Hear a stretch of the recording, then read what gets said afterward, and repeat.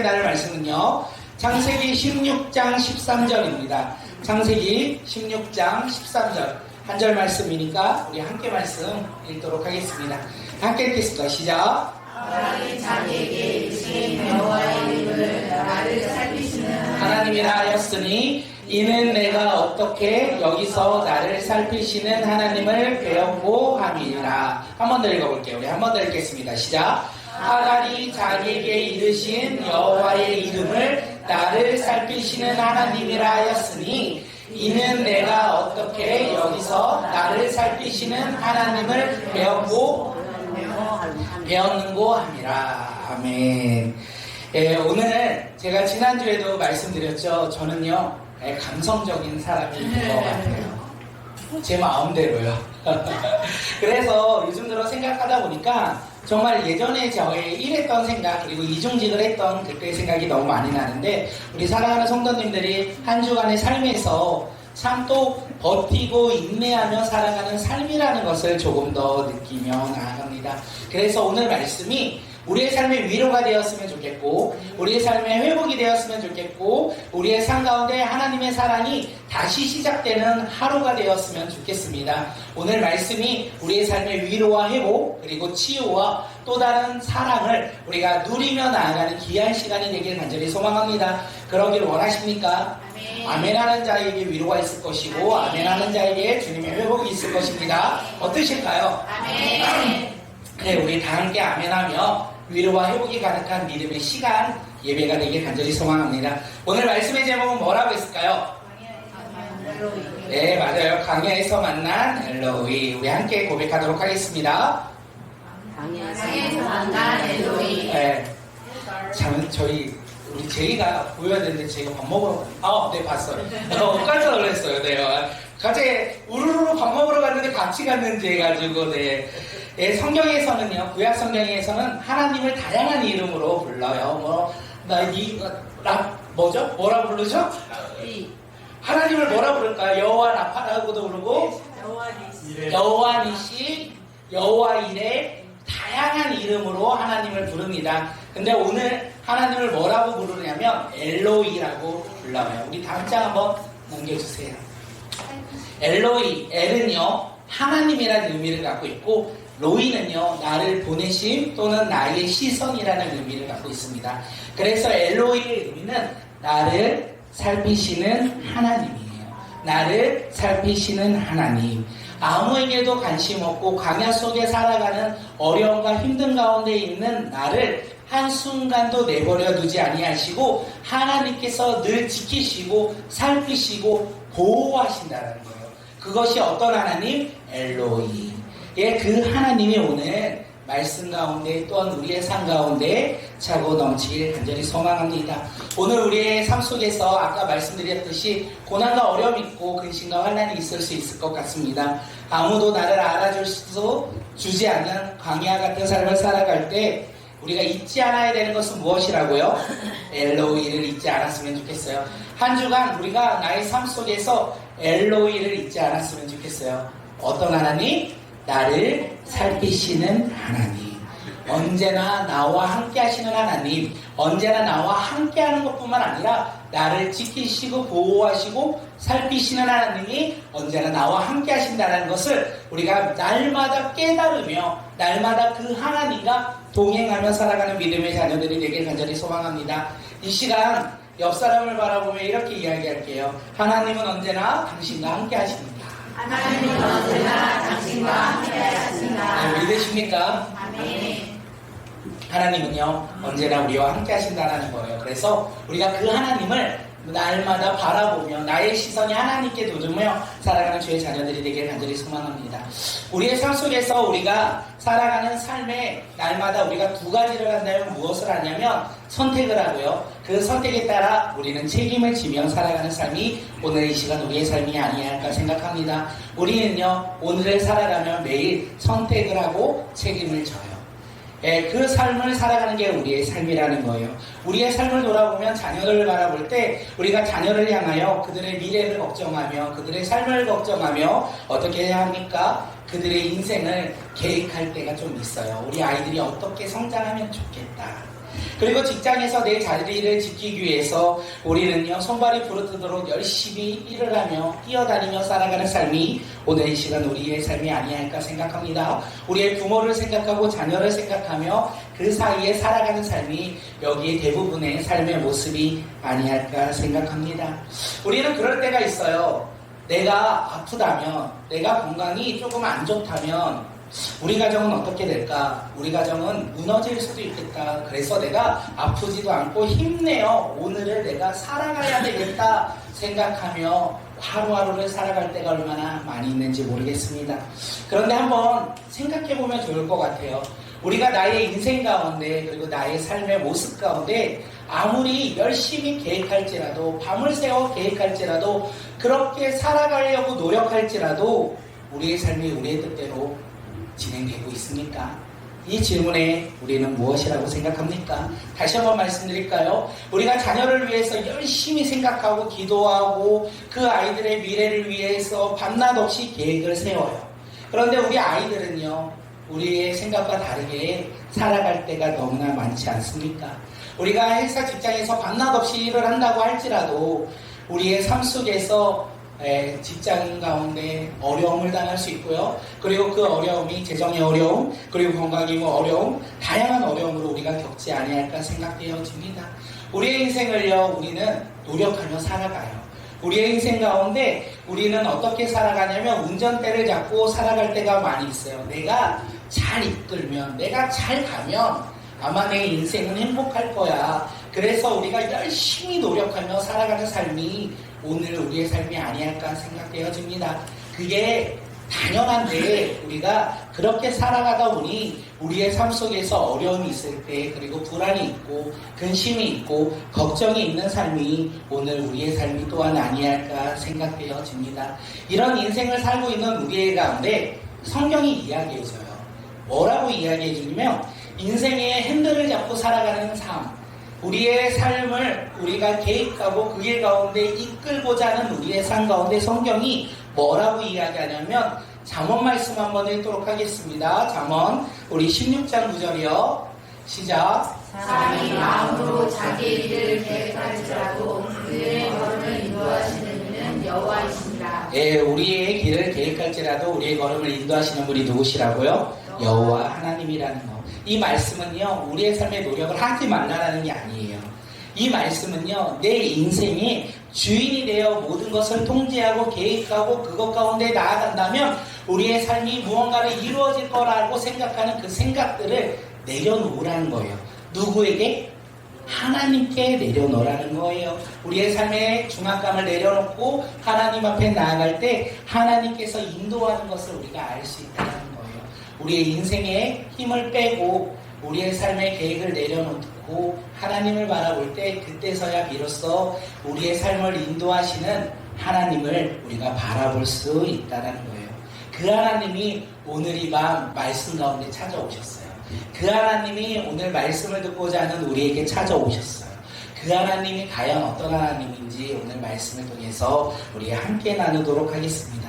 오늘 하갈이라는 한 여인이 나옵니다. 하갈이라는 여인, 그 여인 오늘 본문에서 나오는데 그 여인이 지금 어디에 있냐면 강야 가운데 있어요. 인생 가운데 가장 어려운 가운데 강야 한복판에 서 있어요. 그 가운데 하나님께서 하갈에게 찾아오시는 본문이 오늘 우리가 읽었던 본문입니다. 하갈은요, 어떤 사람인지 아세요? 하갈이 누군지? 하갈은 본래 애굽의 종이었잖아요. 그런데 주인을 만납니다. 어떤 주인을 만났냐면 아브라함의 아내 사레의 주인을 만나요. 그래서 그의 여종이 돼요. 그래서 하갈은 종인데 주인이 누구냐면 사레였어요. 그리고 사레의 그 당시의 상황이 무엇이냐면 하나님께서 아브라함에게 말씀하셨어요. 약속의 자녀를 주겠다. 그런데 시간이 아무리 지나도 약속의 자녀를 자기가 낳을 수 없으니 아브라함에게 이야기해요. 그러면 하고 다른 첩을 두어서 아들을 낳고 그 아들이 나의 아들이 되게끔 하자라고 이야기해요. 그래서 아브라함이 오케이를 하죠. 그리고 첩을 얻은 자가 누구입니까? 아니요, 하갈이에요. 이스라엘은 이따가 아들로 태어납니다. 하갈이 이제 첩이 됩니다. 그리고 하나님의 은혜로 임신을 하게 돼요. 아마 사례의 입장에서는 정말 기뻤을 것 같아요. 자신의 계획대로 모든 것이 진행되는 상황 가운데 너무나 기뻤을 것 같아요. 그런데 문제가 뭐냐면 자신이 계획했던 그 상황 가운데 예상치 못한 일이 하나 생겨요. 그것이 무엇인지 아시죠? 그것은 하갈의 변화예요. 하갈이 변화예요. 왜 변화되냐? 사례는 임신을 못했는데 나는 임신을 했고 아브라함이 나를 더 사랑하는 것 같은 느낌을 받아 어떻게 하냐면 자신의 여주인 사례를요 업신여기기 시작합니다. 그 업신여겼다는 것을 다시 말하면 하갈의 마음에는요 교만함이 생기기 시작되었어요. 그런데 놀라운 것은 성경이 말해요. 이 교만의 대가는 혹독하다라고 이야기합니다. 사례를 이제 업신 여기기 시작함으로 말미암아 사례가 이제 화가 나고 아브라함한테 이야기함으로 말미암아 이제 하갈을 어떻게 하죠? 심하게 학대해요. 임신한 하갈을 심하게 학대합니다. 학대가 너무 심하다 보니까 이 하갈이 더 이상 버틸 수가 없어. 그래서 어디로 도망가려고 해요? 자신의 고향 애굽으로 도망가고자 해요. 그래서 지금 떠나는 거예요. 어디로 떠나냐면 나의 고향 애굽으로 떠나요. 그 애굽으로 가는 길에는 무엇이 있다? 광야가 있다라는 거예요. 광야가 어떤 데입니까? 눈을 뜰 수 없을 만큼 모래바람이 부는 데가 광야가 아니겠습니까? 너무나 뜨거운 데가 광야가 아니겠습니까? 너무나 추운 곳이 광야가 아니겠습니까? 물 한 모금 편안하게 마실 수 있는 곳을 찾는 것이 어려운 것이 바로 광야라는 것을 우리가 알 수 있어요. 그 광야를 지금 하갈이 가고 있는 거예요.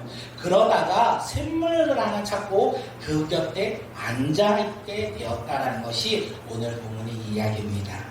하갈은 지금 혼자가 아니잖아요. 하갈은 지금 임신한 몸이었어요. 그 임신한 몸으로 광야길을 걸어가고 있어요. 하갈의 마음은 어땠을 것 같으세요? 막막했겠죠. 두려웠겠죠. 걱정이 있겠죠. 그 다음 또 내가 어떻게 살아가야 할까? 근심과 불안 가운데 살아가지 아니했을까 생각되어져요. 제가 하갈이라면 왜 내 인생이 갑자기 이렇게 꼬였을까 생각하지 않았을까 합니다. 어쩌면 하갈이요 오히려 이런 생각도 하지 않았을까 해요. 여주인 사례한테 사랑받았던데 임신하고 아브라함이 너무나 기뻐했던 그때를 그리워하며 슬퍼하며 살아가고 있는 것이 아니할까 생각되어집니다. 아마 하갈은요 우리가 알 수 없지만 외롭고 두려웠을 거예요. 절망 가운데 놓여 있었을 거예요. 그리고 그 광야 한복판에서 홀로 남겨진 아무도 나를 위로할 수 없고 아무도 나를 품어줄 수 없다는 그 근심 속에 있는 하갈에게 누가 찾아오시냐?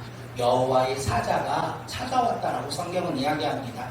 7절 8절 우리 말씀 한번 읽겠습니다. 7절 8절이요. 시작. 여호와의 사자가 광야의 샘물 곧 숲길 샘물가에서 그를 만나 이르되 사례여 여종 하갈아 내가 어디서 왔으며 어디로 가느냐 그가 이르되 나는 내 여주인 사례를 피하여 도망하나이다. 지금 하갈은요 고난과 두려움과 슬픔과 외로움 속에 있던 그 하갈에게 지금 누가 찾아왔다고요? 여호와의 사자가 하나님께서 그를 찾아오셨다는 거예요. 그리고 그의 이름을 부르시며 말씀하셨어요. 너가 어디서 와서 어디로 가느냐? 너가 어디서 와서 어디로 가느냐? 하나님께서 지금 하갈에게 질문하신 거죠. 너가 어디서 어디로 가느냐? 하나님께서 몰랐을까요? 궁금했을까요? 하갈이 어디에서 와서 어디로 가는지 몰라서 궁금해서 그것을 하갈에게 물어봤을까요? 아니라는 것을 우리가 알 수 있어요. 왜냐하면 오늘 우리가 읽었던 그 말씀 가운데 이 여호와의 사자가 뭐라고 하냐면 나는 내 여주인 사례의 여종 하갈아 너가 어디서 왔으며 어디로 가느냐예요. 다시 말하면 하갈을 알고 계신다라는 거예요. 그의 여주인이 누구인 것을 알죠? 사례인 것도 알고 있었어요. 여호와의 사자는요 하갈의 신분과 환경과 상황을 모두 다 알고 계셨다는 것을 이야기합니다. 다시 말하면 이 질문한 의도가 있다는 거예요. 의도가 무엇이냐면 지금 너가 광야를 지나 애굽으로 가는 것이 잘못된 선택이라는 것을 그에게 알려주고 싶어 그에게 질문하고 있다는 것입니다. 우리가 생각해보면 우리 창세기 3장에 보면요 누가 나오는지 아세요?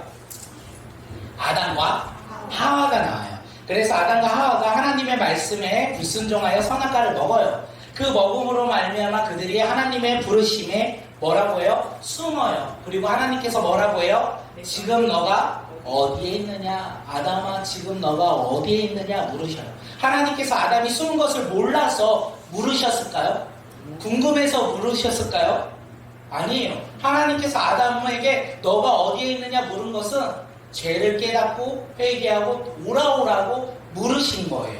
다시 말해요. 여호와의 사자가 하갈에게 뭐라고 해요? 너가 어디에서 와서 어디로 가느냐라는 것을 물으시는 것은 죄를 깨닫고 회개하며 다시 회복된 삶으로 살아가라는 의미를 가지고 있는 거예요. 오늘 우리의 삶 가운데 하나님께서 이렇게 부르셔요. 너가 어디를 가고 어디로 지금 너가 어디에 있느냐? 네가 어디로 가고 있느냐? 이렇게 하나님께서 우리에게 질문하신다면, 물으신다면 우리는 뭐라고 대답하시겠습니까? 주님, 내가 여기 있나이다. 이렇게 대답하시겠습니까? 아니면 숨으시겠습니까? 오늘 우리는 하나님의 부르심에 내가 여기 있나이다 라고 고백하기를 소망합니다.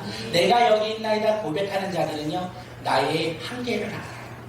나의 삶 가운데 내 스스로 내 인생의 운전대를 내가 운전할 수 없는 자라는 연약한 자라는 걸 아는 거예요. 그래서 하나님이 부르실 때 내가 여기 있나이다 고백하는 자는요, 겸손한 자예요. 하나님의 부르심에 나의 삶을 하나님께 의탁하며 하나님의 그 인도하심에 따라 내가 그 길을 걸어가겠나이다 라고 고백하는 자예요.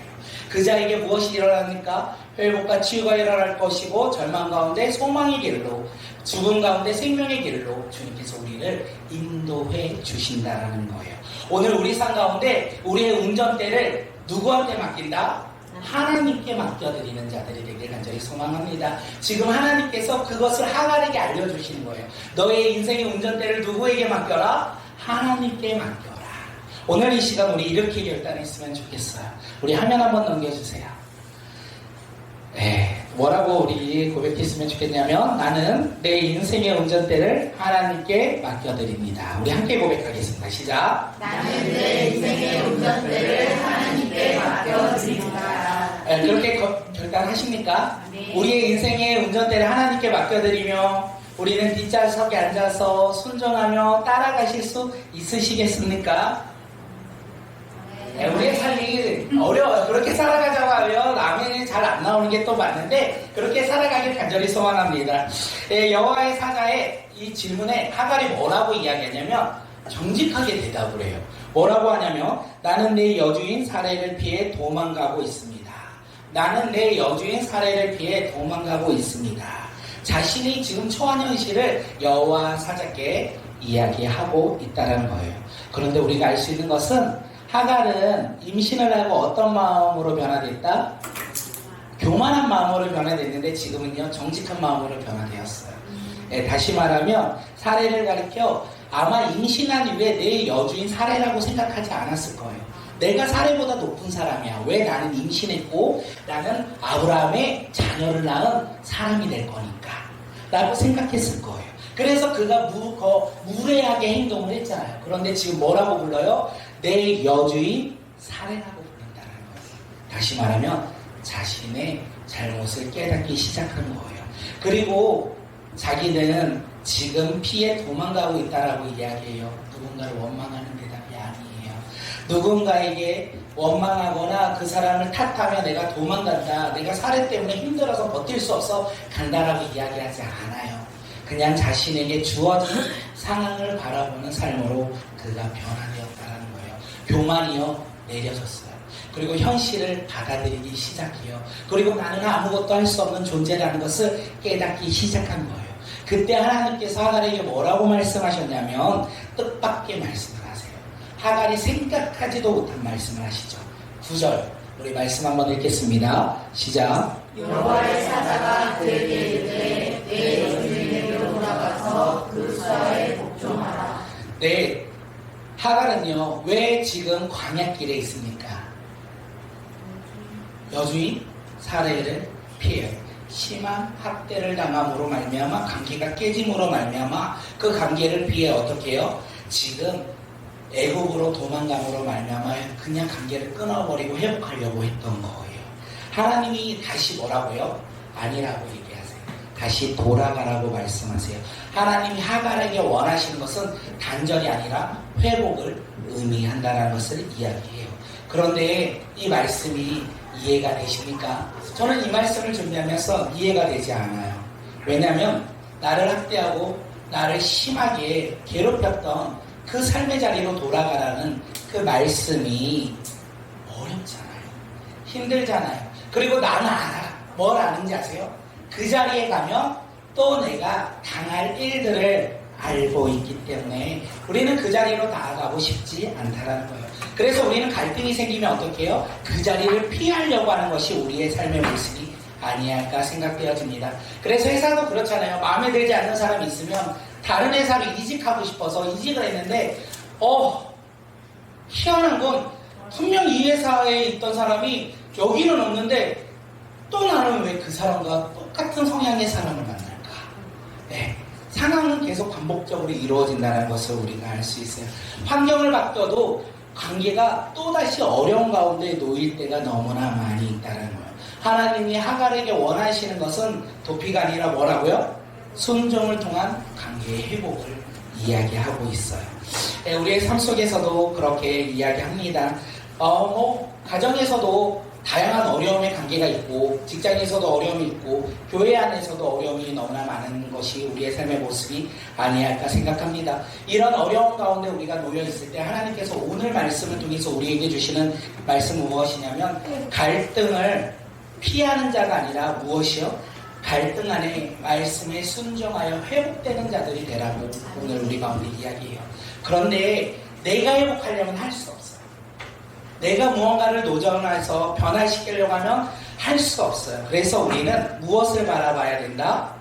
십자가를 바라보는 거예요. 나를 위해 십자가에 주신 그 예수 그리스도의 사랑을 우리가 품을 때 우리는 그 사람을 바라보며 내가 먼저 다가가지 못할지라도 무엇을 한다? 기도한다는 거예요. 깨어진 관계는 내가 예수 그리스도를 바라보고 그를 향하여 기도할 때 관계가 회복되어지지 아니할까 생각되어집니다. 오늘 하나님께서 우리 가운데 그렇게 이야기하는 거예요. 깨어진 관계가 회복되는 역사가 우리 삶 가운데 나타나길 소망하고 또한 그 하갈을 통하여 하나님의 행하심을 우리가 바라보는 자들이 되길 간절히 소망합니다. 하나님께서 하갈에게 그렇게 말씀을 하셨어요. 다시 돌아가라고. 그 여주인 사례에게 돌아가라고 말씀하시면서 그냥 돌려보내시지 않아요. 그냥 말씀만 하시고 돌아가라고 말하는 것이 아니라 빈손으로 다시 돌아가라고 말씀하시지 아니하고 무엇을 주시냐? 그 뱃속에 있는 아이가 아들인 것과 그 아이의 이름이 무엇이다? 이스마엘이라는 것을 알려주셔요. 네, 이스마엘은 하나님께서 지어주신 이름이에요. 이름의 뜻은요, 하나님께서 내 고통을 들으셨다. 하나님께서 내 고통을 들으셨다. 이 말씀을 듣고 하갈은 아마 깨닫지 않았을까 생각합니다. 광야, 내가 지금 이 신한 몸으로 이 광야길을 나오면서 아무도 나를 알아주지 못해. 나는 너무나 힘든 삶을 살고 있어. 나는 언제나 혼자야. 그리고 이렇게 투벅투벅 걸어가는 그 삶 속에서 하나님께서 모두 다 들으셨다는 것을 하갈은 이 만남을 통하여 깨닫는 것이 아니할까 생각되어집니다. 우리가 지난주에 항해훈련학교를 함께 나눴고 배웠습니다.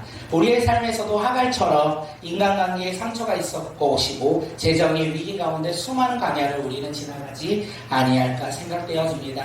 강야를 넘으면 또 다른 강야가 우리 가운데 또 놓여있다는 것도 함께 말씀 나눴습니다. 그때마다 우리가 무엇을 바라보라고요? 나와 함께 하시는 하나님을 우리가 바라보자고 우리가 고백했습니다. 그런데 그 하나님이 어떤 하나님인지 하갈을 통해서 알려주시는 것 같아요. 그 하나님이 어떤 하나님이실까요? 우리가 기억해야 될 하나님은 어떤 하나님일까요? 내가 강야에서 나와 함께 하시는 하나님인데 그 하나님이 어떤 하나님이냐면 그냥 나와 함께 하시는 분이 아니라 나를 살피시고 보호하시고 지키시는 하나님이라는 것을 우리가 믿고 살아가는 주의 자녀들이 되길 간절히 소망합니다. 나를 살피시는 하나님, 오늘 우리가 성경 말씀을 우리는 믿잖아요. 오늘 하갈이 이렇게 고백해요. 광야를 지나 또 다른 광야가 있을지라도 내가 그 하나님과 이제는 동행하며 살아가리라.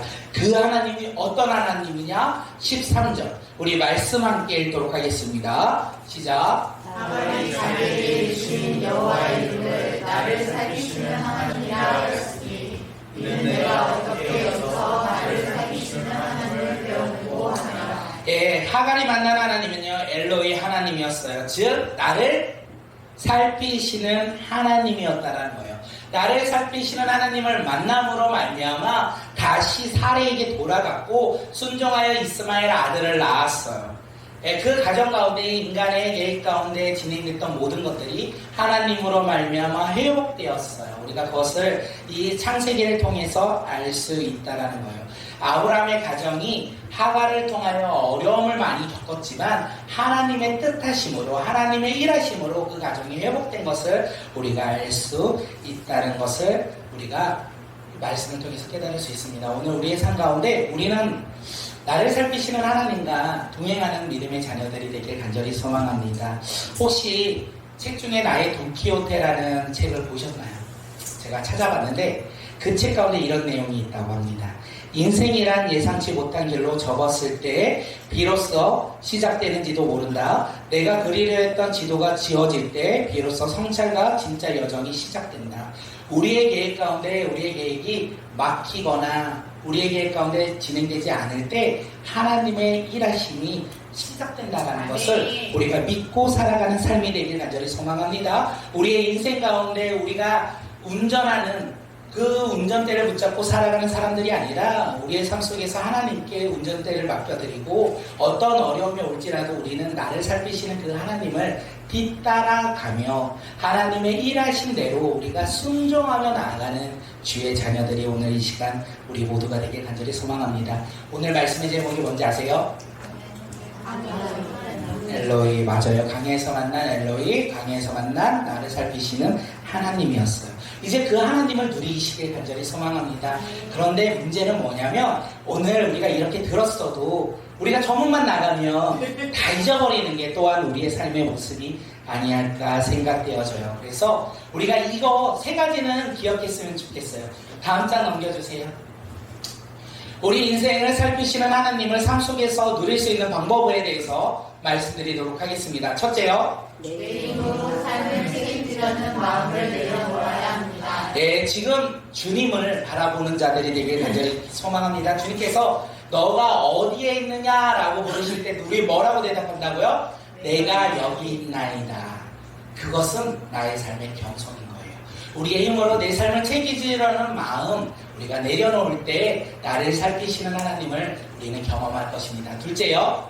도피가 아닌 삶의 현장에서 관계와 신앙을 회복해야 합니다. 네, 우리 삶이 어렵고 힘든 그 상황 가운데 우리가 나를 살피시는 하나님으로 말미암아 그 하나님과 함께함으로 말미암아 회복되고 치유되는 믿음의 자녀들이 되길 간절히 소망합니다. 세 번째는요. 나를 살피시는 하나님을 매일 묵상해야 합니다. 네, 그 하나님을 매일 묵상할 때 우리의 삶 속에서 나를 살피시는 하나님과 동행할 거예요. 우리가 잊지 않았으면 좋겠어요. 우리는요, 우리의 인생은 결코 나의 계획대로 흘러나아가는 인생이 아니라는 그런 인생이었으면 너무나 좋겠습니다. 그런 인생이 되시길 간절히 소망합니다. 하지만 그 인생이 우리의 삶이 되기 어렵다는 거 우리가 너무나 잘 알고 있어요. 그래서 우리가 명심해야 될 것, 기억해야 될 건 무엇이냐면 우리의 보잘것없는 계획보다 크고 놀라우신 위대하신 하나님의 계획을 날마다 바라보며 살아가는 믿음의 자녀들이 오늘 이 시간 우리 모두가 되길 간절히 소망합니다. 우리의 삶 속에서 광야를 걷는 그 길 가운데 나를 살피시는 하나님이 언제나 나와 함께 하신다는 것을 우리가 믿음으로 살아가는 주의 자녀들이 되길 간절히 소망합니다. 네, 말씀이요 능력이에요. 그리고 말씀이 능력이 되기 위해서는 아까 세 가지를 우리가 잊지 않고 삶에서 묵상하며 살아갈 때 주님께서 응답하시지 아니할까 생각되어집니다. 세 번째가 뭐였어요? 나를 살피시는 하나님을 매일 묵상합니다. 우리의 하나님 말씀을 매일 묵상하는 자들이 되길 간절히 소망해요. 아까 우리 꿈꾸 아이들하고도 이야기했는데 하나님의 말씀이 내 삶에 이루어지는 것은 지금 당장 우리가 말씀을 읽는다고 해서 눈앞에 나타나는 현상으로 일어나지 않아도 우리가 말씀을 읽다 보면 하나님의 말씀이 나의 삶의 능력이 된다는 것을 우리가 시간이 지나보면 알 수 있다는 것. 우리의 삶도 그런 것 같습니다. 날마다 하나님의 말씀 앞에 나아가는 믿음의 공동체가 되길 간절히 소망합니다. 시간이 없다는 것이 아니라 우리의 우선순위를 하나님께 두고 하나님께서 나의 삶에 운전대를 잡으시고 인도자 되신 그 하나님과 동행하는 믿음의 자녀들이 오늘 이 시간 우리 모두가 되길 간절히 소망합니다. 가능할까요? 아멘. 예, 아멘만 하는 거 아니고 순종으로 열매 맺을까요? 아멘. 네, 아멘입니다. 우리의 삶 속에서 이제는 하나님의 말씀을 듣고 흘려보내지 마시고요. 아까 한 친구가 저한테 그랬어요. 오늘 말씀 가운데 기억이 나는 게 있느냐라고 물어보니까 말씀을 들었는데 흘려보내가지고 기억이 남는 게 없다라고 했거든요. 근데 그게 우리의 삶의 또 모습이 아닐까 생각해요. 그래서 하나님의 말씀이 내 머릿속에 새겨지고 마음에 새겨지고 우리의 모습에 새겨져서 나를 살피시는 하나님과 날마다 함께 하시는 복된 한 주간의 삶이 오늘 이 시간 우리의 삶이 되길 간절히 소망합니다.